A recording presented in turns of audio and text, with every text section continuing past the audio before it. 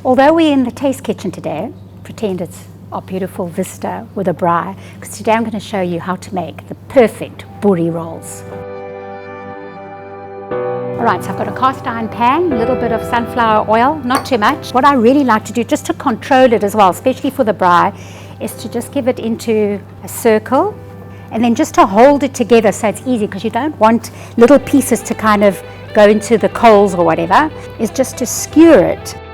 And then look at that, hey presto, and it's easy, you can turn it, you don't need a spatula, and it's just perfect. Then also what I really like to do sometimes is beautiful marinade. Actually really does make it all yummy and juicy. In the meantime, I'm going to grill our ultimate hot dog rolls.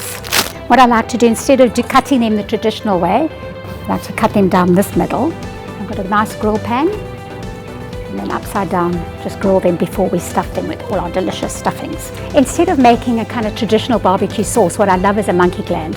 So what I've got in here is some onions and a little bit of oil. You just want to fry those up until they're like nice and golden brown. Then I really just add apricot jam, nice South African apricot jam, brown sugar, nice mustard, you can whole grain mustard. I'm just using a Dijonnaise, Worcester sauce, and a little bit of balsamic vinegar, tomato sauce, and our famous homegrown chutney, Mrs. Ball's. And really it's just about a balance of flavors. So we've got our great, nice ultimate hot dog rolls, they're nice and hot. Now we all love a garlic loaf.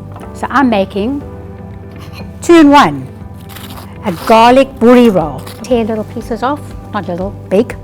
Look at that, yummy, oozy. There we go.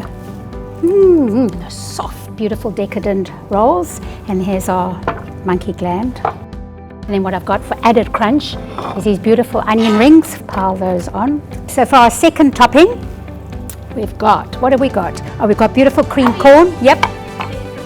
Oh, my speck. Sorry, it was from all the splatter. Thanks, Bianca.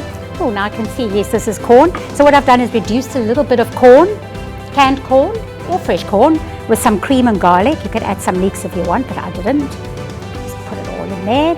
And I've got beautiful ready-made cheese sauce. Of course, our Wors. Put this on the plate. Some nice jalapeno, nice spicy jalapeno. This has got a kind of Mexican vibe. And then, like the onion rings for crunch, we've got some nachos.